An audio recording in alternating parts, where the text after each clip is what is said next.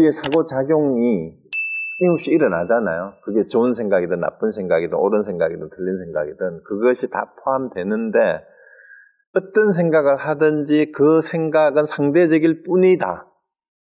그리고 그 생각에 더 이상 집착할 게 아무것도 없구나.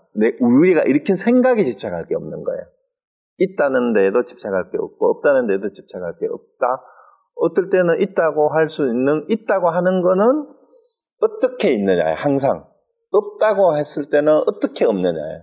이게 조건 지어져서 있는 거예요. 없다고 하는 것도 어떤 조건 하에서 없다라고 할 수 있는 거예요. 절대적인 없다, 절대적인 있다는 없어요. 그런 의미에서 그걸 이해하는 것을 분별을 떠난 거라 그래요. 그렇게 이해한 거를. 내가 말을 이렇게 하지만 이 말도 임시 방편일 뿐이야 라고 알면서 하는 거예요. 심지어 내가 지금 말하고 있는 이 말조차도. 그게 수미상공안이 가르쳐주는 거예요. 그렇죠. 우리가 마음이라 하지만 그 마음이라 하는 것도 사실은 이름일 뿐이에요. 그래서 마음의 다른 이름. 마음이라 하면은 마음이 또 어디 따로 있는 걸로 우리는 또 착각하고 마음이 어떻게 생겼는지 마음의 특성이 어떤지를 자꾸 그 규명을 하려고 하잖아요. 근데 그 규명이 되겠느냐 말이에요. 그 마음이 뭐냐? 그 규명하려고 하는 게 그게 마음의 작용일 뿐이고 마음은 그렇게 규명을 하려고 할 때 그렇게 드러나는 그 현장에 지금 제가 이렇게 하고 있는 이게 마음의 작용일 뿐 마음이 따로 있는 게 아니다 이 말이죠. 그렇지만 언제나 항상 내가 생각을 할 때나 안 할 때나 마음은 거기 있잖아요. 그런데 나를 떠나서 내가 생각을 하든 안 하든 마음은 항상 같이 있어요. 그래서 그걸 이해하는 게 분별작용이 없다라는 얘기가 되는 거예요. 그래서 그게 일상생활에서 늘 그렇게 되기가 참 쉽지가 않은 거예요. 그래서 성소작지가 진짜 이제 제대로 돼야 된다라는 얘기는 성소작지가 뭐예요? 늘 우리가 보고 듣고 느끼고 맛보고 하는 거기에 애착과 분별을 하지 않기가 정말 쉽지가 않아요.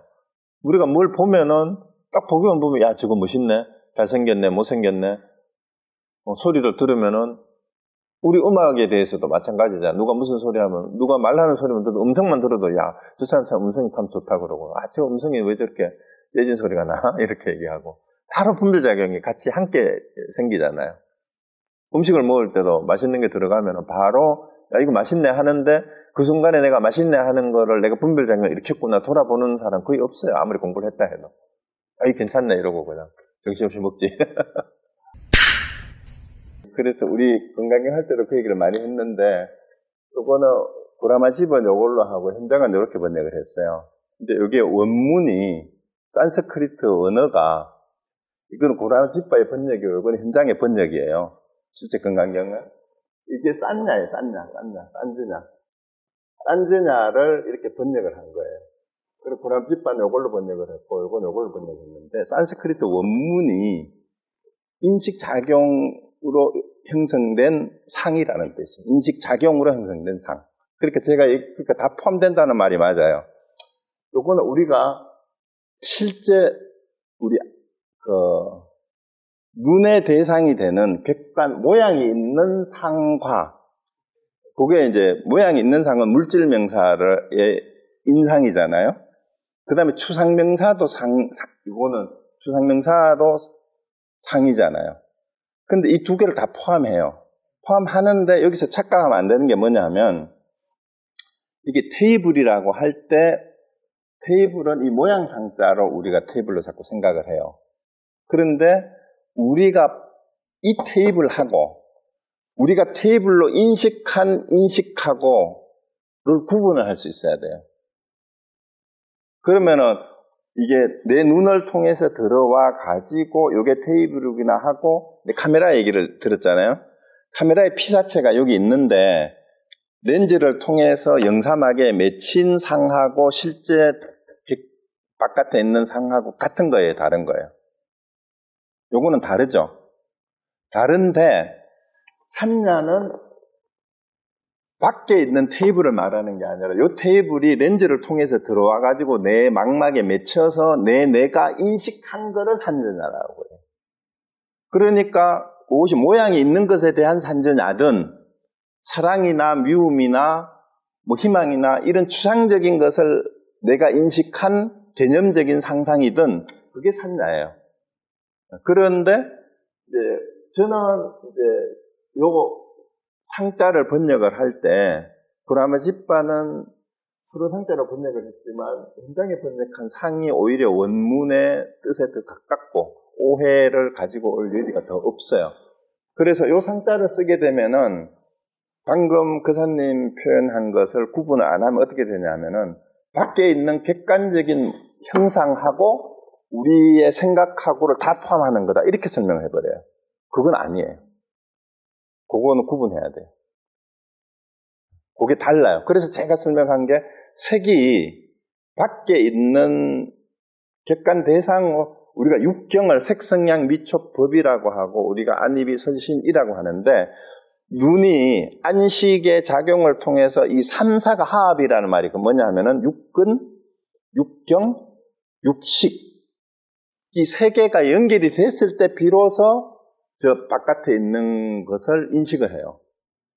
색은 바깥에 있는 객체를 색이라고 흔히 얘기하는데 사실은 색이 바깥에 있는 객체, 육경은 바깥에 있는 객체가 아니에요. 객체가 아니고 바깥에 있는 객체를 우리가 인식한 이름이 색이에요. 그게 연기법에서 말하는 육식, 명입촉. 명입이 그거예요. 명입촉할 때. 그래서 그 부분에 대한 오해가 기초 불교에서부터 색을 오온을 잘못 가르치는 거야. 오온을 색성양 미촉법이라고 할 때 자꾸 색을 물질로 번역을 해요. 물질에서 바깥에 있는 물질적 객관적 대상을 색이라고 생각하는 물질적 대상이 색이 아니에요. 초기 불교 개념에서도. 저도 그게 헷갈렸어요. 옛날에. 헷갈려가지고 구분을 못했어. 그랬는데 물질적 대상이 색이 아니라 물질적으로 있는 모양이 있는 형상이 있는 물질을 인식해서 내 눈을 통해서 들어와서 내 뇌의 구조에 의해서 형성된 그게 색이에요. 요걸 구분 못하면은 초기 불교든 대승불교든 계속 헷갈려요. 그래서 상자에 대한 개념도 자꾸 헷갈리는 거고 유의법, 무의법도 자꾸 헷갈리게 돼요. 법이라는 개념도 자꾸 헷갈리게 되고 일체 유의법이라는 것 자체가 분별 작용에 의해서 파악된 것을 말해요. 우리 인간에 의해서. 그러니까 우리 인간의 마음 작용을 떠나서 밖에 있는 객관적인 대상을 얘기하는 거 아니에요. 모양이 있든 없든. 아니에요. 일체 유의법이라고 했을 때는 아까 얘기했잖아요. 모양이 있는 것 없는 것 둘 다인데 있는 그대로 둘 다가 아니라 모양을 내가 인식한 생각이에요. 그게 일체 유의법이에요. 그 현상이라고 하는 거죠. 그래서 지금 시중에 나와 있는 책도 대부분이 그거를 구분을 못해가 있는데 다행히 그걸 명확하게 구분한 책들이 몇 개가 있는 게 우리 다른 분들한테도 목경찬 교수가 쓰는 연기법으로 보는 불교인가 연기법으로 읽는 불교인가 거기 보면 이런 부분을 정확하게 해놓고 있고요. 그 다음에 이중표 교수도 이런 부분을 정확하게 구분을 해요. 근데 시중에 나와 있는 불교 기초교리 서적의 내 생각에는 80~90%가 이걸 구분을 안 해요. 구분을 안 하다가 보니까 색즉시공을 설명을 못 하는 거라. 이해가 안 돼. 도대체가 이해가 안 돼. 색즉시공이 이해가 안 되는 이유는 오온에서 색을 지금처럼 잘못 가르쳐서 그래요. 색을 물질로 자꾸 가르치고 모양으로 가르치고 이렇게 얘기를 하니까 모양이 아니에요. 물질과 모양에 대한 우리의 인식, 우리 생각의 마음에 의해서 분별된 상, 그게 색이에요. 그러니까 그게 실체가 없고 정해진 게 없다라는. 그리고 이제 그래야 유식론도 이해가 돼. 유식 무경이라는 말이 뭐냐면 유식, 식만 있고 경계는 없다라는 말이 육경은 없다 이 말이잖아요. 그 경계가 색성향 입처법이라는 대상이 실제로 아무것도 없다라는 의미가 아니라 우리가 인식한 대로 있지 않다라는 거야. 대상은 색성향 미처법이다. 그런 의미가 유식무경이에요. 그러니까 이게 그렇게 이해를 해야 초기 불교부터 반야사상, 유식사상이나 이제 순불교의 그 금강경에 나오는 내용들이 다 연결이 잘 돼요. 오히려 쉽게 연결이 돼요. 그래서 그 부분을 빨리 떨쳐야 돼요. 그래서 제일 문제가 시중에 나와 있는 책의 80~90%가 이걸 구분 못한다는 얘기는 법문을 하는 스님들, 법사들, 교수들도 8, 90%가 제대로 설명을 못하고 있다는 거예요. 그래서 그게 제가 생각하기에는 불교를 가장 이해하기 힘들게 만드는 제일 문제점인데, 이것만 얘기하던 불교가 너무 쉬워요. 그 부분 때문에 자꾸 헷갈리는 거예요. 저도 이걸 명확하게 구분한 게 사실 얼마 안 된 것 같아요. 그러니까 대충 그냥 그러다가 자꾸 이제 보다 보면 헷갈리고 그렇게 됐었어요. 그러니까 자료를 조금 더 한번 찾아보시고, 그리고 초기 불교 개념을 정리했는 일부는 제가 SNS에도 페이스북 같은 데도 보니까 그 불교학자들 중에도 그 부분을 계속 강조하는 글을 쓰는 분이 있더라고요.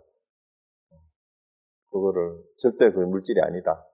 그래서 이제 불교를 망친 최대 죽음이 색을 물질로 번역한 거다라고 그 사람 막 계속 그렇게 쓰는 사람이 있더라고요. 그러니까 그 이유가 가장 기초교리 오음부터 잘못 가르치니까 이게 뭐가 되겠냐라고 계속 그렇게 얘기를 하고 있어요. 절대 박간, 객관대 이상의 경계를 말하는 게 아니다라는 게 세계에 대한. 그러니까 연기법도 잘못 가르치는 거예요. 연기법에서 육입이 육내입처, 육외입처라는 말이 분명히 나와요. 초기 불교. 왜 입처라 그랬어요? 왜 입처? 입처라는 말이 뭐냐면, 이게 한자로는, 원문은 내가 잊어버렸는데, 입처라는 말이 육내입처, 육외입처 이렇게 얘기를 해요. 이게 뭐냐, 육내입처가 안입이설신이고 이게 육분이에요. 육외입처가 육경이에요. 여기서 입처가 들어가는데 바깥에 있는 게 들어와서 내 안에 인식작용에 맺힌 곳, 그게 육외입처예요. 이게 육경이에요. 그러면 육경은 우리가 지금까지 오해했던 게 뭐 바깥에 있는 걸 경이라고 생각했는데, 육경이라고 생각, 그게 아니고 바깥에 있는 것이 우리의 인식작용, 눈, 귀, 코, 입을 통해서 안으로 들어와서 인식된 곳, 이게 육외입처인데 이게 육경이에요. 우리에게 인식된 것. 그러니까 이 부분을 바로 잡아야 돼요. 지금 불교 기초계리에서 연기법도 자꾸 틀리고 오온도 자꾸 설명을 하는데 틀린 게 이 부분을 정확하게 구분을 안 내서 그래요. 만법 귀1도 마찬가지. 만법 유식도 마찬가지죠. 그럼요. 그래야 그게 이해가 다 돼요. 유식, 무경, 만법, 유식, 뭐 만법 기일, 일체 유심조 이런 말이 저게 물질이라고 해버리면은 어떻게 물질을 마음으로 만들어? 그 말이 안 되는 말이에요. 그거는. 그러니까 일체 유심조라는 말이 여기 뭐가 들어가야 돼요? 일체 유심조에서 일체 유심조라고 적으면 일체법이라는 말이 여기 들어가야 돼요. 그러면 일체 유심조하고 만법 유식이 같은 뜻이죠. 같은 뜻이 돼야 되죠. 같은 뜻이죠. 그러니까 일체 유심조라는 말을 흔히 우리가 하는데 이게 이해가 안 된단 말이에요. 솔직히 이게 뭔 말이, 이게 말이 돼요. 일체를 바깥에 있는 경계까지 포함을 시켜버린다면 마음이 어떻게 이걸 만들어요? 이 말이 안 되지. 그 마음이 만든다는 얘기는 이렇게 이해하지 않으면 마음이 만든다는 말을 이해를 못하는 거예요. 우리가 일체 현상이잖아요. 모든 것인데 여기 이제 법자가 생략됐다 보니 일체 유의법이 일체법이라고 하는 것은 바깥에 있는 것이든 추상적인 것이든 다 포함해서 내 안에 들어와서 내가 인식한 상들이에요. 이걸 현상이라고, 이게 현상이라고 번역하는데, 이걸 모습이라고 해도 되고, 모습은 모습인데, 상은 상인데, 바깥에 있는 객관 경계가 아니라, 그 바깥에 있는 것이 내한테 와서 파악된 거예요, 파악된 거. 그래서 그거는 내 마음으로서 파악한 것일 뿐이라는 얘기가 돼요. 그게 초기 경전에는 새끼줄을 보고 뱀으로 착각하고, 빨래를 보고 귀신으로 착각하고, 예를 드는 게 그런 게 있잖아요. 그게 내 마음의 작용으로 대상은 하나인데 내 마음의 작용이 그렇게 본다라는 게 돼요. 그러면은 이 일체유심제에 해당되는 사실 기독교의 똑같은 말이 뭐냐 하면은요, 말씀으로 모든 게 이루어졌다라는 말이에요. 말씀으로 이루어졌다. 말하는 대로 다 이루어진 거예요. 천지창조가 성경에는 말씀으로 이루어진 바 되었다라고 나오거든요. 말씀으로 천지창조가 어떻게 되겠어요? 그게 우리 마음이 표현된 게 말이잖아요. 마음으로 표현을 하고 이걸 땅이라고 하니까 땅이 육지, 하늘이라고 하니까 하늘이 우리한테 와서 인식이 된 거고 땅이라고 하니까 땅으로 인식이 된 것뿐이에요. 그러면은 실제 땅은 우리가 땅이라고 하는 거하고 같아요, 달라요? 그건 아니에요. 동일시하면 안 된다 이 말이에요. 실제 하늘도 우리가 생각하는 하늘하고 같은 게 아니에요. 할 뿐이에요. 이름 붙일 뿐이에요. 이름 붙일 뿐. 그래서 이름일 뿐이라는 거예요. 일체법은 다 이름일 뿐이에요. 모든 게 이름일 뿐이에요. 그러면 이제 나한테로 돌아오면 너는 누구냐고 했을 때 이름 붙여진 건 아무것도 내가 아닌 거야. 이름 붙여진 거는. 내가 무슨 이름으로 불러도. 그리고 그 이름을 항상 어디에서만 성립해요? 그래서 상대적인 조건에 의해서 인연소생이라고 하는 거야. 내가 아버지라고 내가 불릴 때는 내 아들이 있어야 아버지가 되잖아. 그죠? 인연소생. 그럼 내가 이름을 붙일 때도 마찬가지지. 김재범이라고 불렀을 때는 한글로 쓰면은 한글로 이해하는 사람한테만 김재범이 이해가 되고 영어를 쓰는 사람한테 소리로는 글자는 다른 게 되는 거야. 그리고 내 이름을 보고 나를 인식하는 사람도 나를 생각하는 게 같아요, 달라요? 다 다르지. 미워하는 놈도 있고 좋아하는 사람도 있고 다 다르단 말이야. 그리고 또 그 사람을 이해하는 것도 내 이름을 들었을 때 나를 이해하는 사람이 불교계에서 만난 사람 법사다 그러지만 여행사에서 만난 사람은 가이드다 그러고 저쪽에 장사하는 데서 만난 사람 그 사람은 장사하는 사람이다 그러고 그럴 거 아니에요. 그러니까 다 다른 거란 말이에요. 그러니까 내가 이름 붙여진 거는 그때 조건에 따라서 임시로 붙여진 것일 뿐 그거는 실체하고는 아무 관계가 없는 거다. 아니, 그렇게 될 수가 없는 게 일체법이라는 것 자체가 이름 붙여진 가짜인데 이게 어떻게 체가 될 수 있어요? 차를 체용으로 보려면 심이 체가 되고 일체법이 용이 돼야죠. 네. 그렇게 돼야죠. 네. 심을 채, 네. 일체법을 용. 그렇죠. 심의 잠깐만요. 네. 심의 작용으로 드러난 게 일체법일 뿐이에요. 그렇죠. 그렇게 봐야 되죠. 그것도 맞는 거죠. 굳이 보려면 그렇게 볼 수 있는데 여기 이제 심조한 것이 일체법이에요. 심조가 용이죠. 심이 채고 조가 용이에요.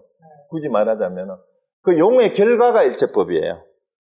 채용으로 보려면은 이렇게 봐야 돼. 채용 이거는 용의 결과. 네. 제가 말한 상. 예. 그러니까 그 채를 또 성. 네. 용자를 상. 네. 성상. 예. 그렇죠. 그렇게 봐야 되죠. 이렇게 봐야 되죠. 채용으로 보려면 심이 채고 용은 조고. 그다음에 요거는 용의 결과로서 드러나는 현상.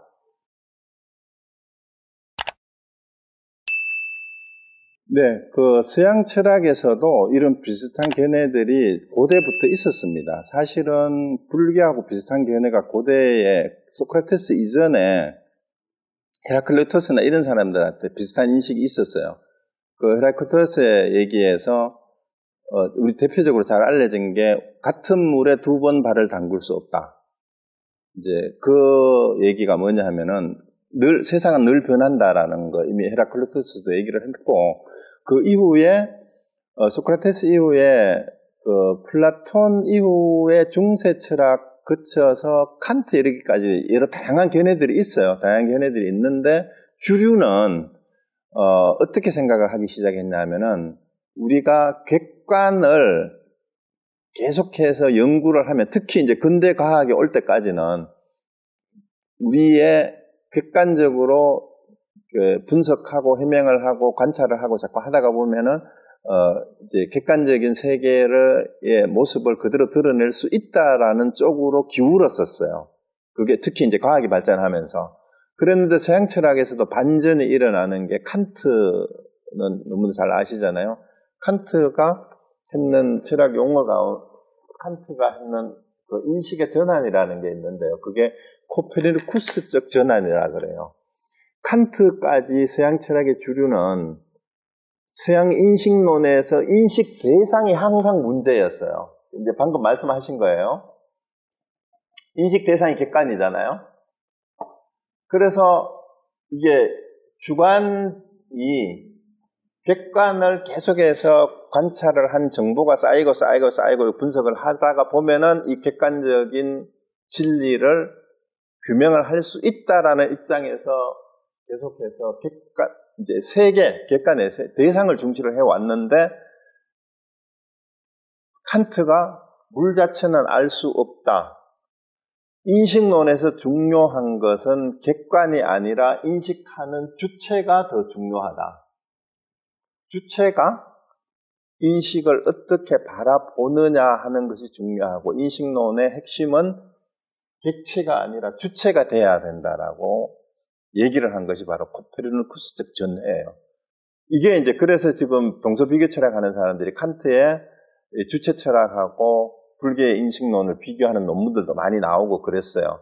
그리고 여기에 영향을 받아가지고 그 뒤에 나온 게 구성주의하고 해체주의하고 뭐 요즘에 나오는 그 포스트 모더니즘의 계열의 이런 그 이론들은 뭐라고 얘기를 하면, 구성주의가 뭐냐 하면, 예를 들어서 저도 강의 시간에 몇 번 얘기를 했는데 심리학 책에도 이런 게 많이 나와요. 똑같은 그림을 보고도 그림을 예를 들어서 이런 거를 이렇게 그려놓는다고 칩시다. 자, 이 그림을 보고 화면에 보이세요? 이게 뭐 같아요?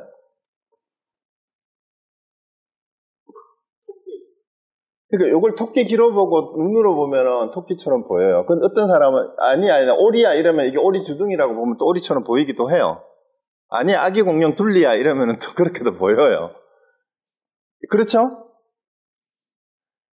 그러면 뭐냐면 자 여기 보세요. 객관은 이거 하나잖아요.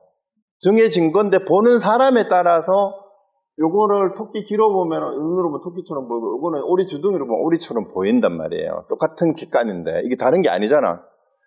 그래서 객관이 중요한 게 아니라 우리가 보는 나를 제대로 돌아봐야 된다. 그래서 인식론에서 중요한 게 인식 주체다, 인식 대상이 아니다라고 얘기를 하기 시작했고요.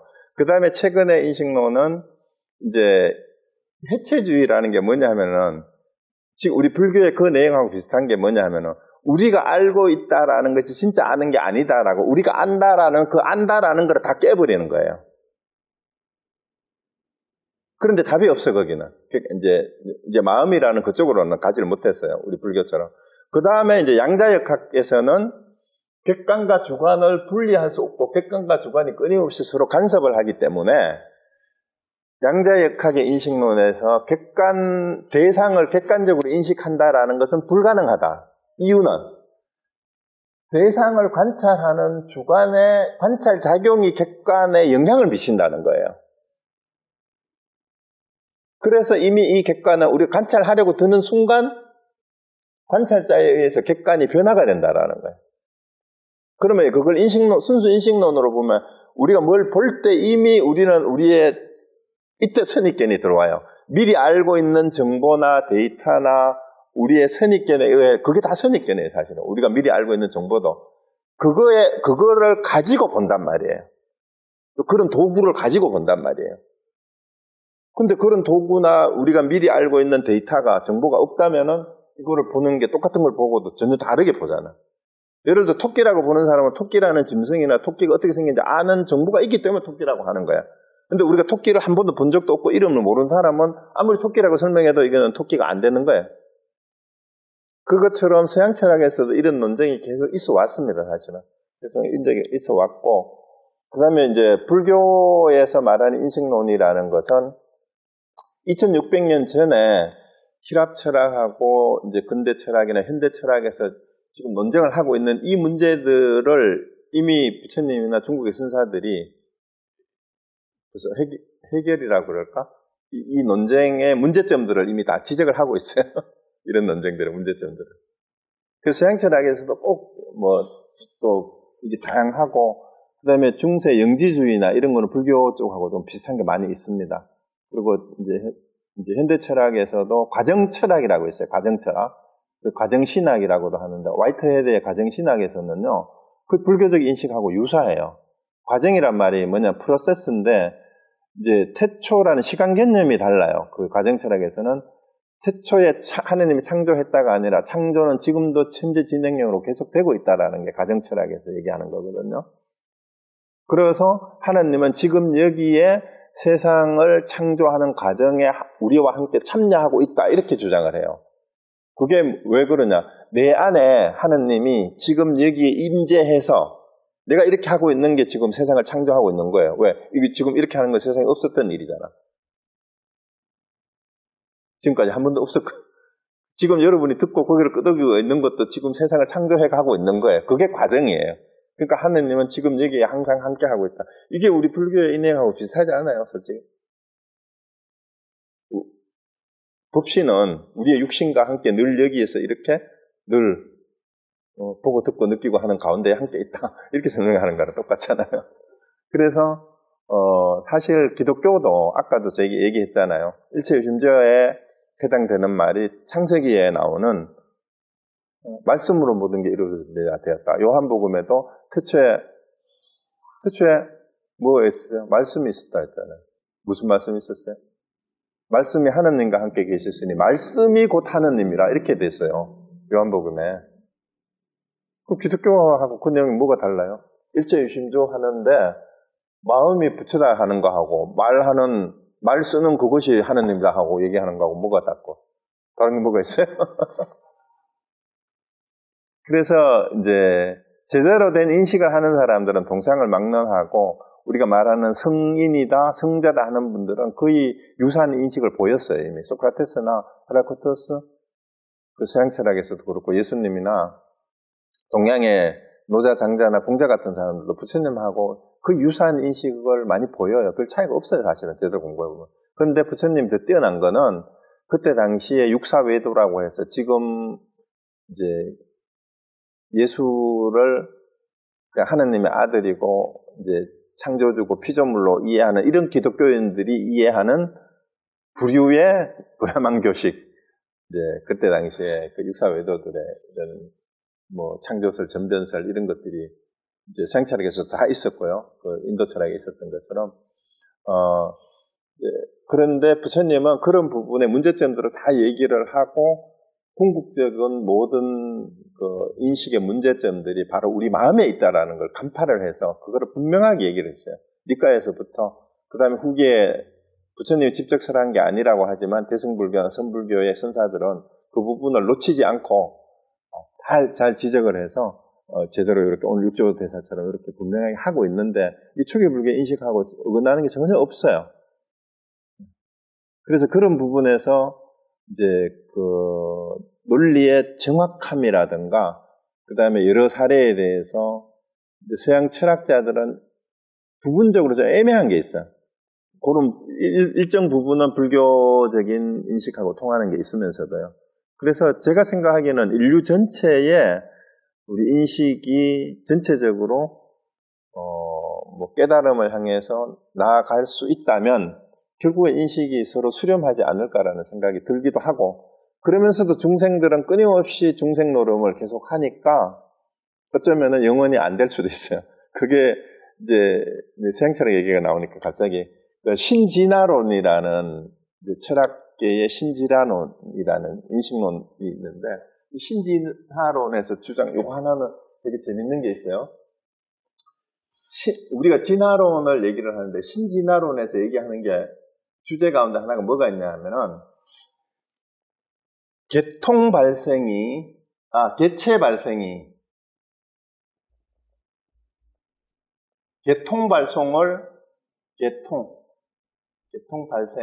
반복한다라는 이런 말이 있어요. 이게 인식론에도 그대로 적용이 될 수 있어요. 그럼 개체라는 말은 우리 한 개인이 태어나서 성장하는 과정이 있잖아요. 성장하는 과정.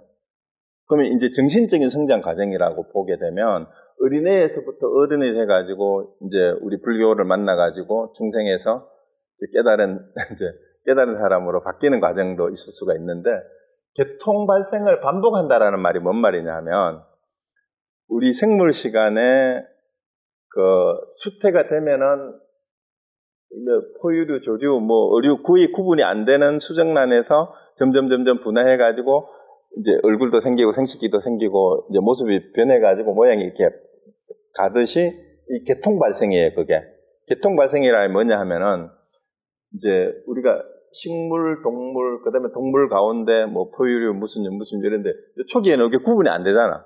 구분이 안 되다가 점점 이렇게 구분이 돼 나가듯이 만약에 개체 발생이 개통 발생을 반복한다면 사실은 인간의 인식론이 계속해서 성장하고 발전을 할까? 종합적으로, 평균적으로. 이걸 부정적으로 보는 사람이 야스퍼스예요. 인간 정신의 역사에서 진보는 없었다, 퇴보의 역사만 있었다라고 보는 거예요. 이유는 벌써 우리가 알 수 있는 모든 깨달음은 차축 시대에, 그러니까 지금부터 2500년 전후에 나타났던 성인들에 의해서 이미 다 밝혀졌고, 그 이후의 철학들은 거기에 대한 주석일 뿐이고 그걸 능가하는 인식이 아직도 안 나왔대. 그래서 과연 우리 인류 동서양이 만나고 이렇게 교류를 하고 인식론이 교류가 된다고 불교하고 서양 철학이 수렴을 해가지고 인간들이 전부 다 깨우쳐서 좋은 세상으로 갈지, 아니면은 끊임없이 이 개체 발생이 개통 발생을 계속하지, 중생들은 다시 태어나면은 우리가 다 깨달아가지고 부처끼리 결혼을 해서 애를 낳아도 애 새끼는 다시 중생에서부터 다시 시작하는 거야. 그러니까 이놈이 공부를 제대로 안 하면은 부처 새끼라고 해서 부처 아들이라고 해서 부처가 안 되는 거야, 자동으로. 그러면 부처님 아들이 부처님처럼 아니대 하잖아. 그래서 알 수 없어요. 인간이 물질적 외형은 어떤 식으로 발전할지는 알 수 없지만, 그렇지만 종교인들은 희망을 잃지 않고 끊임없이 중생들이 계속 태어나기 때문에 끝없는 중생들을 끝없이 제도하겠다라는 게 보살의 정신이고 대승불교의 정신이에요. 그래서 공부를 계속 해야 되는 겁니다. 희망이 없는 게 아니라 그래서 해야 할 일이 있는 거예요. 끊임없이. 다 끝나면 할 일이 없죠. 네, 이상입니다. 혹시, 사실은 제가 서양철학 공부를 더 많이 했어요. 제가 불교 공부만 하니까 제가 원래 사회학을 전공을 했기 때문에 사회 사상사를 전공을 해서 이제 했었는데, 어쨌든 오늘 질문 해주셔서 감사하고요. 다음 또 2주 뒤에 또 뵙겠습니다. 네, 마치겠습니다.